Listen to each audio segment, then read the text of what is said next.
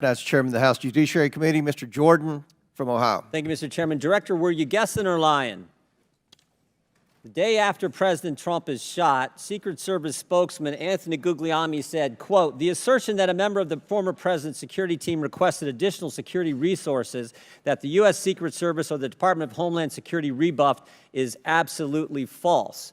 The next day, Secretary Mayorkas said, "That is an unequivocally false assertion. We had not received any request for additional security measures that were rebuffed." But 5 days later, the Washington Post said this: "Top officials repeatedly rejected requests from Donald Trump's security detail for more personnel." The next day, the New York Times said this: "Mr. Guglielmi acknowledged that the Secret Service had turned down some requests for additional federal security assets for Mr. Trump's detail." So which is it? Because both statements can't be true. Were you guessing or lying when you said you didn't turn down requests from President Trump's detail? Neither, sir, and I appreciate the question. Well, what were you doing? Because those statements don't jive. So what I can tell you is that for the event in Butler, there were no requests that were denied. As far as requests... Well, maybe they got tired of asking.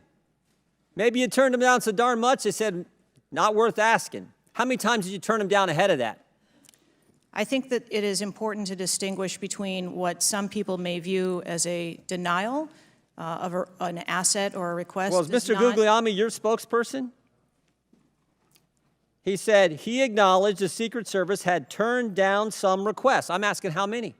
A denial of a request does not equal a vulnerability. Well, tell me what it is. There are a number of ways that threats and risks can be mitigated with a number of different assets, whether that be through personnel, whether that be through technology, or other resources. Well, tell the committee which it was. They asked for additional help in some form or another. You told them no. How many times did you tell them no, and what did you tell them no to? Again, I cannot speak to specific incidents, but I can tell you in general terms, the Secret Service is judicious with their resources based on... What does some requests mean? How many times? Some indicate requests is plural. So more than once they asked for additional help and you turned them down. What did they ask for and how many times did you turn them down? Pretty basic questions. So again, without having all of the details in front of me, sir, what I can tell you is that there are times... You didn't get briefed on how many times you turned down the Trump detail when they asked for additional help? I'm sorry. You didn't get briefed on that before you came to this hearing, knowing you were going to get asked that question? What I can tell you is that in generic terms, when details make a request, there are times that there are alternate ways to cover off on that threat or that risk. But that's not what he said. He said they were denied certain requests, some requests. This is your spokesperson, not me talking. This is the Secret Service talking.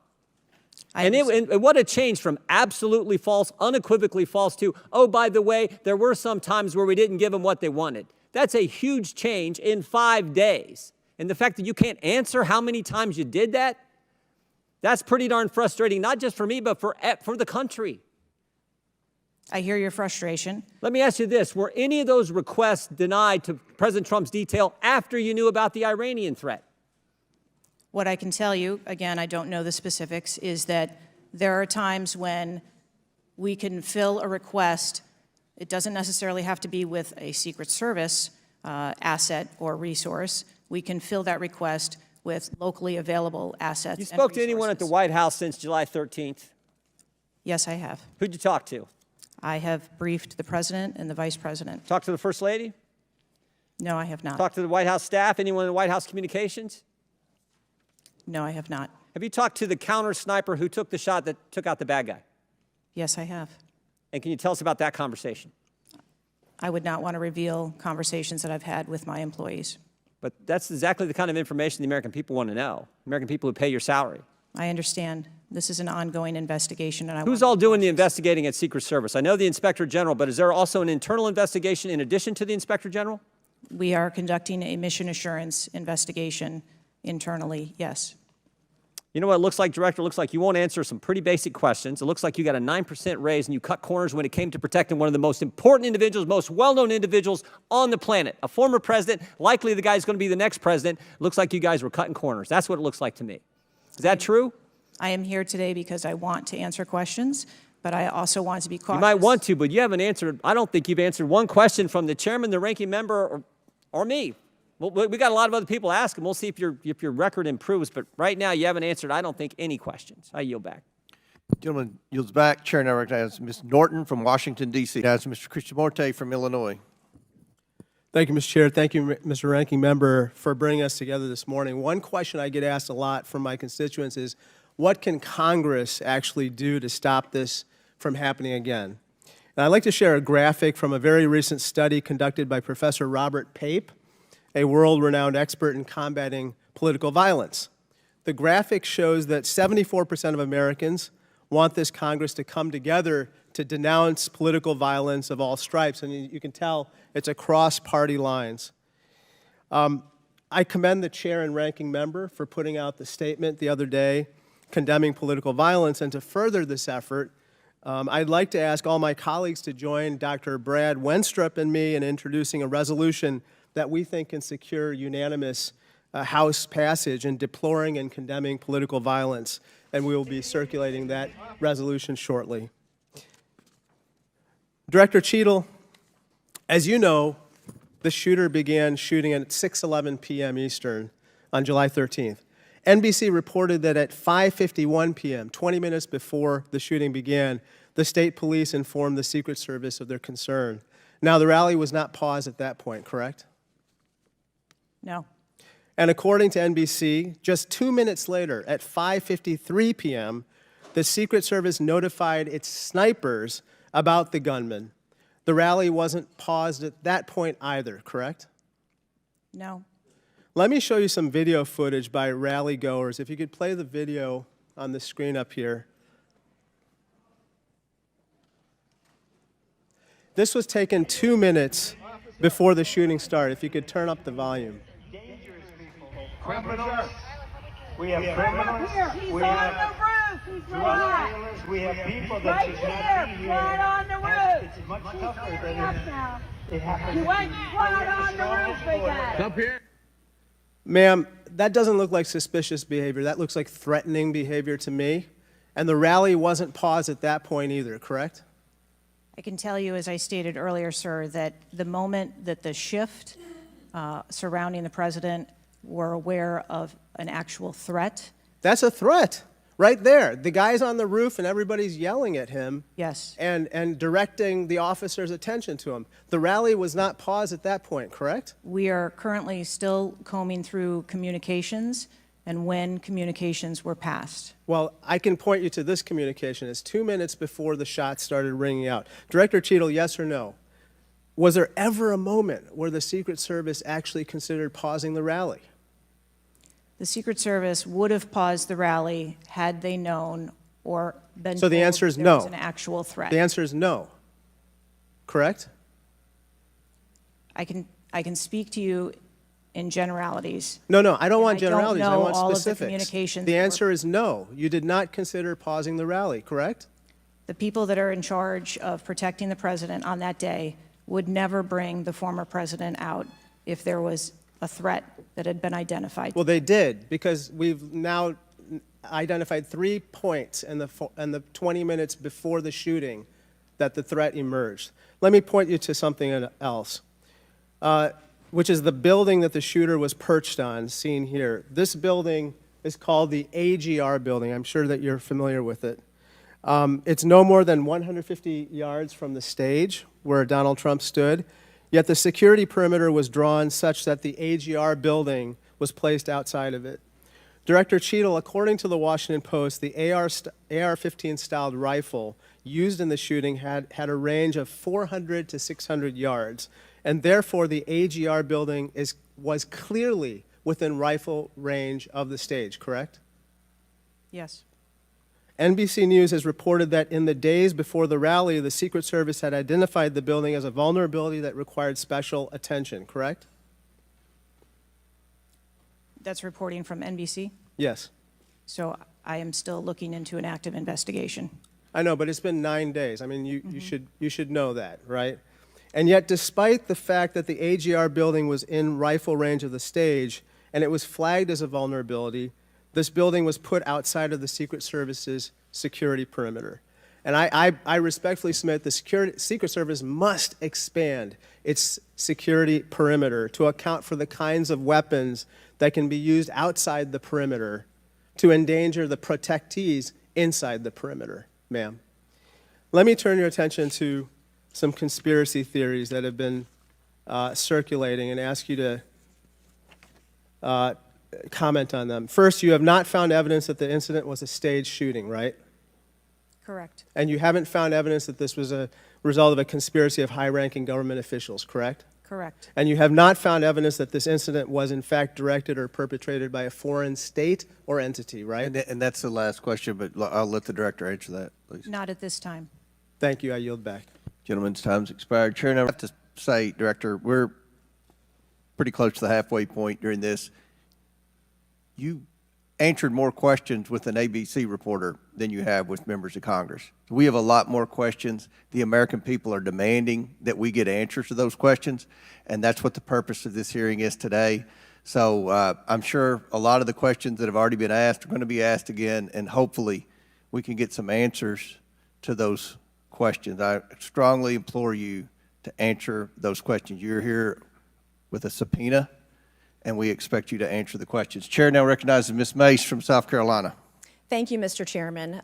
Director Cheatle, the American people are watching, and they're wondering if there are any questions you can answer honestly today. So, Director Cheatle, I have a series of questions, very specific questions. I want very specific answers.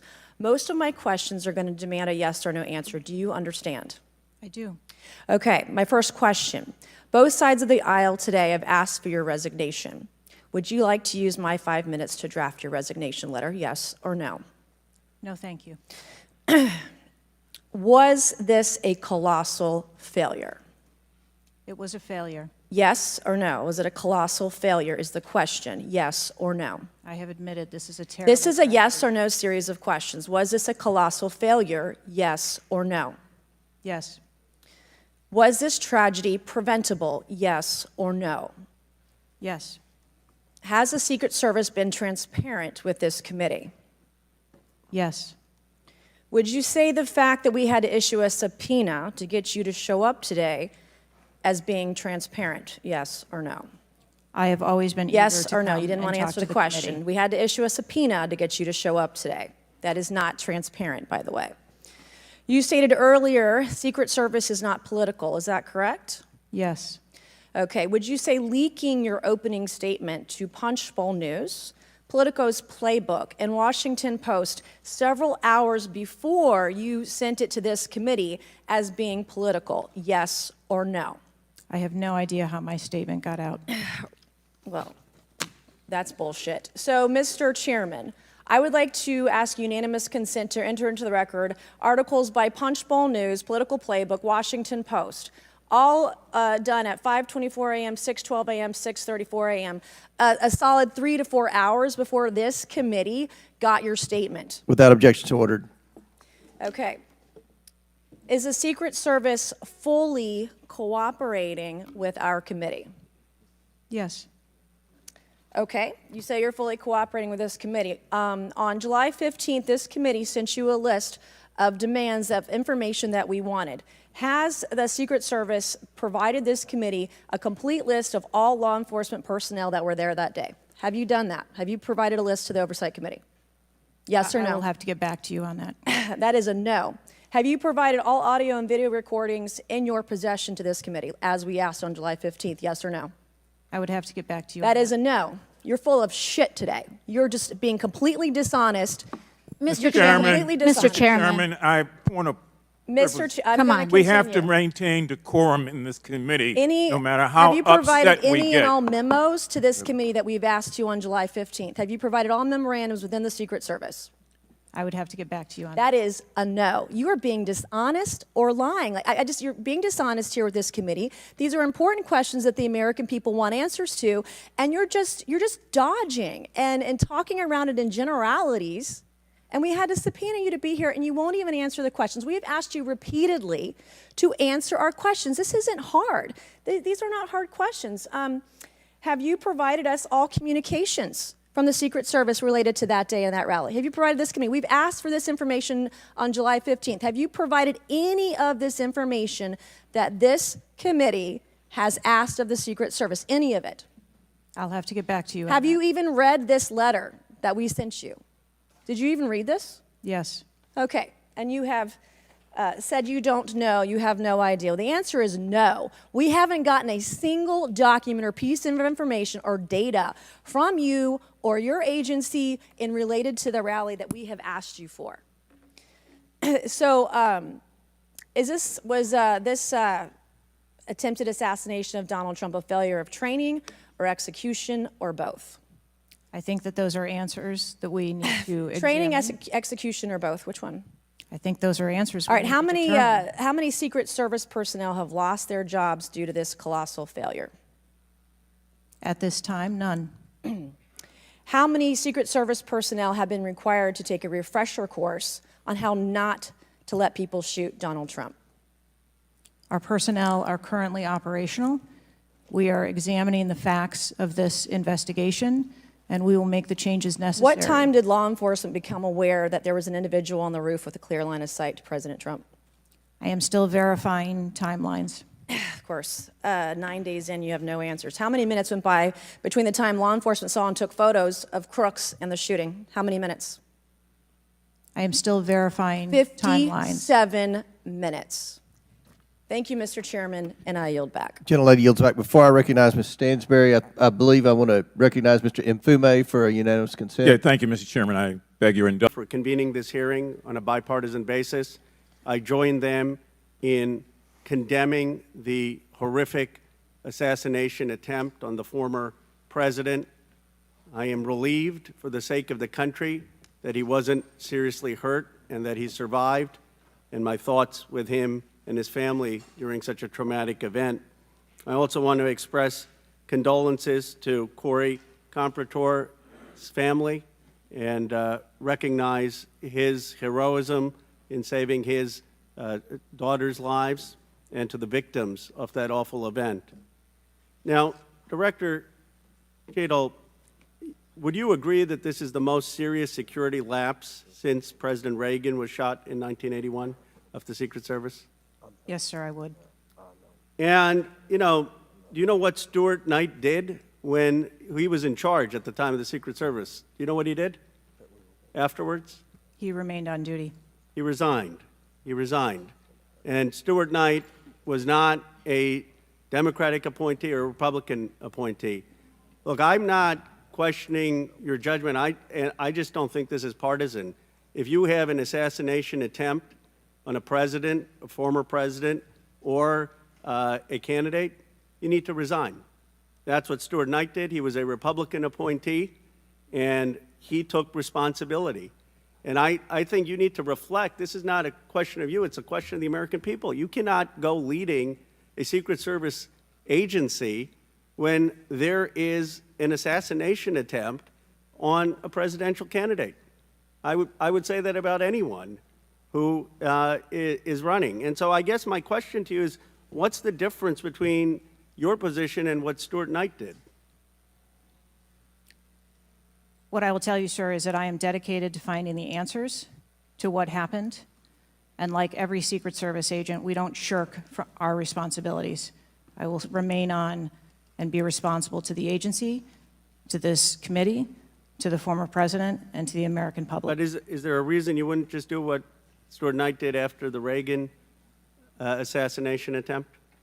I believe that I provided an answer. There's nothing more that you have to say? I mean, do you really believe at this moment, given how divided the country is and the questions asked, that your service in this role is the best for the nation? I mean, I'm not saying you can't do public service again, you can't do something else again. Do you really genuinely in your heart believe that you being in this role is what's right for America at this moment? I mean, do you think there are people who are Trump supporters who have confidence in you? The one thing that we've got to have agencies in this country that are transcend politics, that have the confidence of independents, Democrats, Republicans, progressives, conservatives. Do you really believe that the majority of this country has confidence in you right now? I believe that the country deserves answers, and I am committed to finding those answers and providing those answers. Well, Well, look, I believe, Director Cheatle, that you should resign. I think there are colleagues on both sides of the aisle who believe that, and I hope you'll consider it. I yield back.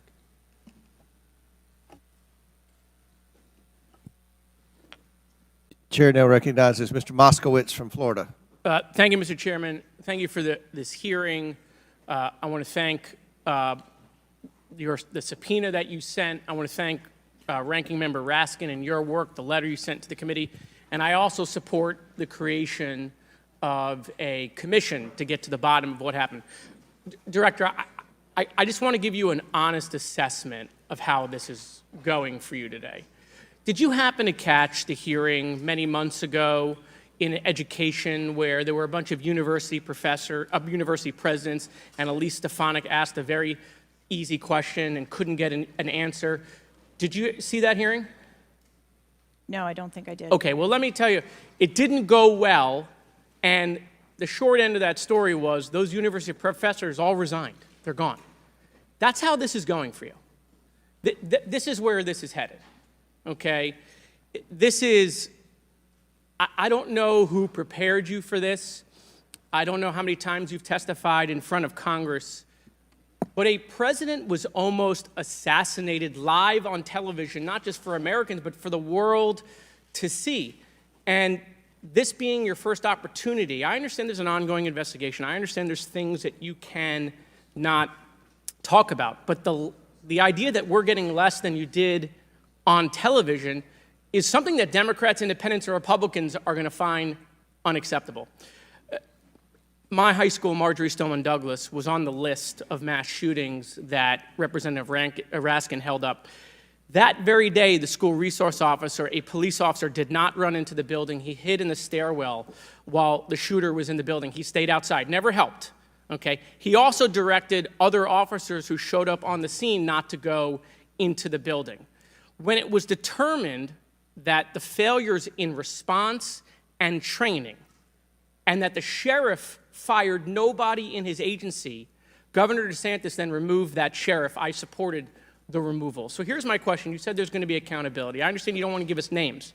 When you say that, are you telling the committee that once it's concluded, you're prepared to fire the people on the ground who made poor decisions that day?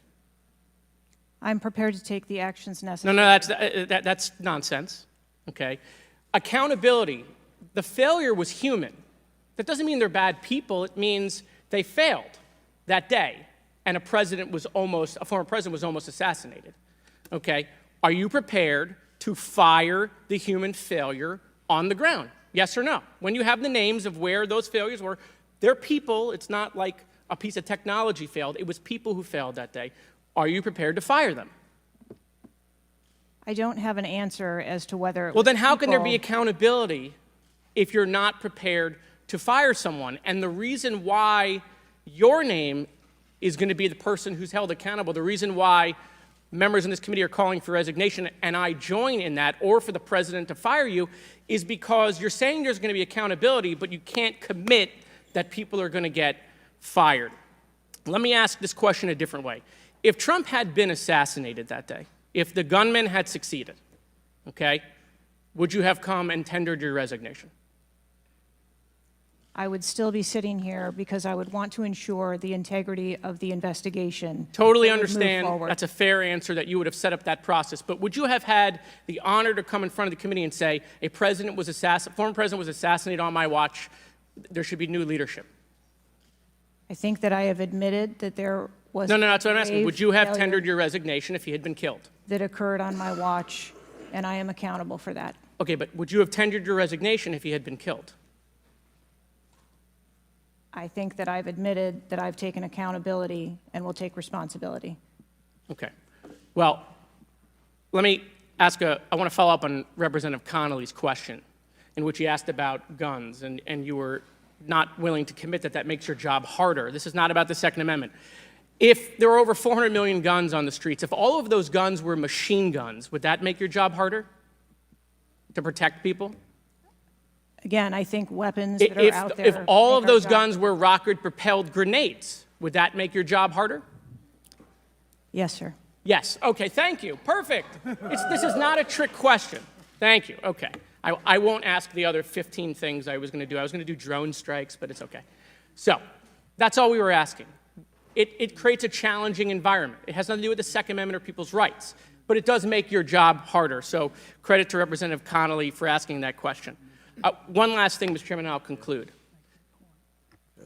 You know, there was a question asked, is an Iranian assassin more capable than a 20-year-old? And I have been tough on Iran. I probably have more resolutions on Iran than almost anyone in Congress. But I can tell you it isn't Iranians walking into schools and grocery stores and movie theaters and churches. It is 20-year-olds, right? And some of them are mentally unstable.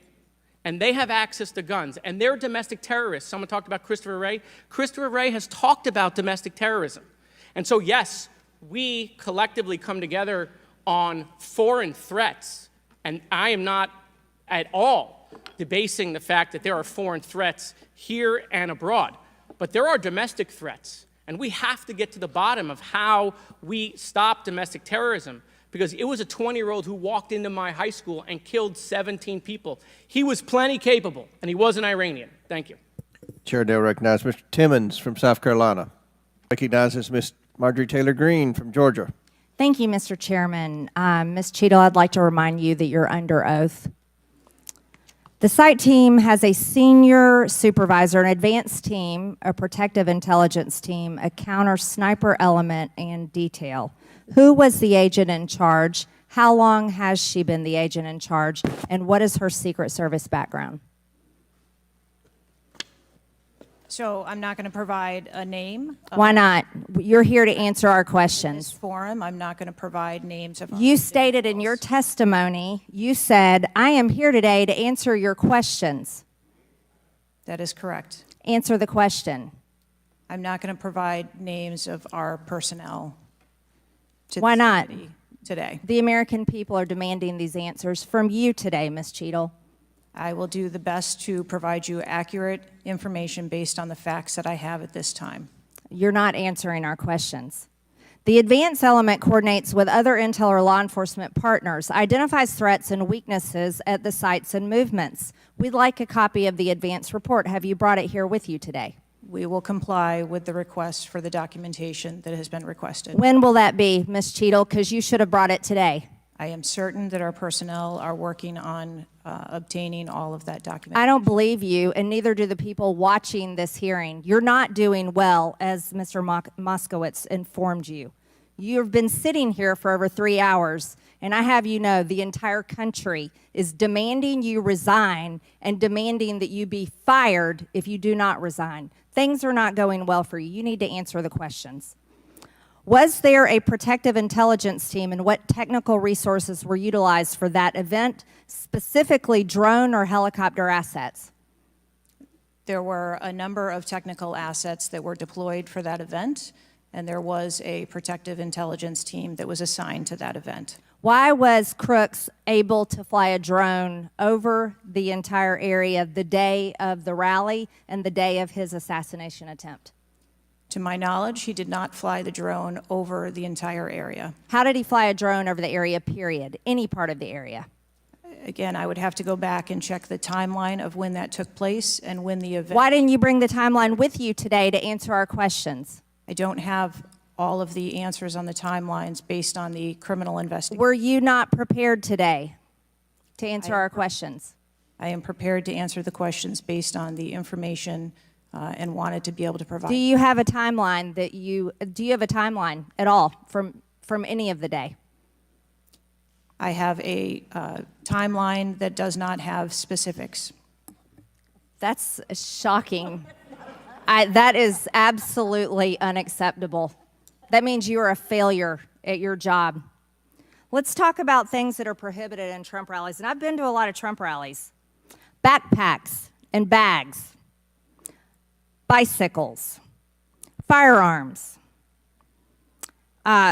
any type of weapon, or any other item determined to be a potential safety hazard, like a rangefinder would be one. At 5:10, Crooks is first observed by one of the snipers, AGR Sniper 1, at the building. 5:10, President Trump was shot in the face at 6:11 p.m. 528, AGR Sniper 1 takes a picture of a bicycle and 2 bags. Those belong to Crooks. 532, AGR Sniper 1 spots Crooks looking at his phone and using a rangefinder. 555, Butler ESU Command confirms receipt of photos and states they have been relayed on. 6:05 p.m., AGR Sniper 1 later communicates that Crooks is seen moving northeast in direction of Sheets and that Crooks has a backpack. 2 minutes before the shooting, while President Trump has been allowed to take the stage, people see Crooks laying on his stomach in a sniper position on the roof, and they're yelling he has a gun, and they are trying to alert law enforcement and Secret Service. Why was Crooks not shot by the snipers? Why was he allowed to be there? As soon as the individual was identified as a threat, they were... No. What do you consider to be a threat? A man with a gun laying in a sniper position, a man that had a backpack, a man that had a bicycle, a man that had a rangefinder. At what point is he determined a threat? An individual with a backpack is not a threat. An individual with a rangefinder is not a threat. What about a man laying on a building that has direct line of sight of President Trump with a gun that people are screaming and pointing out? Is that a threat, Ms. Cheatle? Once that individual was identified, they were neutralized. No, they were neutralized. Crooks was neutralized after he shot President Trump in the face, Ms. Cheatle. Is he only a threat once he fires the weapon? As soon as the counter sniper identified that individual, they were able to neutralize them. How were people in the crowd? Okay, then let's just take it this way. People under your command did not consider him to be a threat, yet people in the crowd knew he had a gun and considered him to be a threat. That means that you are a complete failure as the director of the Secret Service, that people under your command don't perceive a man laying on a roof with direct line to the president with a gun. They don't perceive that to be a threat, yet the people in the crowd do. How is that possible? That's the last question, but please answer the question, Ms. Director. I'm not certain at this time how the information from the people in the crowd was relayed to any law enforcement personnel. No, you knew, that everyone knew. The people there knew that there was a danger. They knew there was a threat to President Trump, and it was allowed to happen. Was there a stand-down order, Ms. Cheatle? Was there a conspiracy to kill President Trump? Absolutely not. Then how did this happen? And why are you still sitting here not turning in your letter of resignation?